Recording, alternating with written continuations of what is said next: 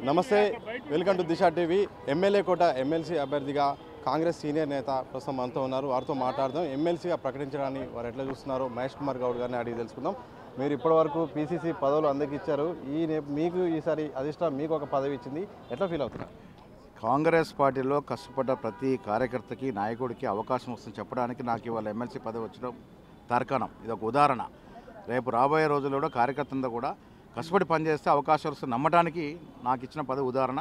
30 ఏళ్ళుగా పార్టీలో పనిచేస్తూ ఉన్నాం. ఇలా పెద్దల సభకి పోయే అవకాశం కాంగ్రెస్ పార్టీ కలిగజేసింది. దీన్ని సద్వినియోగం చేసుకొని ప్రజల యొక్క సమస్యల్ని ప్రతిబింబించే విధంగా ప్రయత్నం చేస్తాం.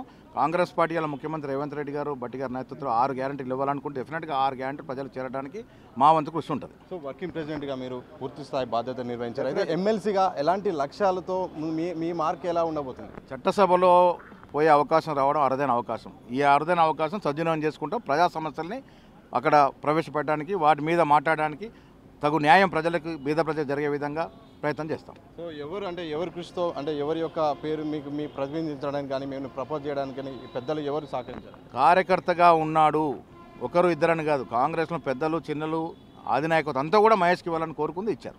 Thank you. ఇది మొత్తంగా పెద్దల సభకు వెళ్ళే నేపథ్యంలో ప్రజల సమస్యలు తప్పకుండా పరిష్కరిస్తా. కాంగ్రెస్ సమస్యలు అయితే ఇంతక సుదీర్ఘకాలంగా ప్రజల వైపు ఉన్నాను, సమస్యలు ప్రకటించడం వల్లనే నాకు ఎమ్మెల్సీగా వచ్చిన అవకాశం అంటూ కూడా వారు చెప్తున్న సందర్భం చూడొచ్చు. మన కోసం మసూద్తో సతీష్, దిశ టీవీ, హైదరాబాద్.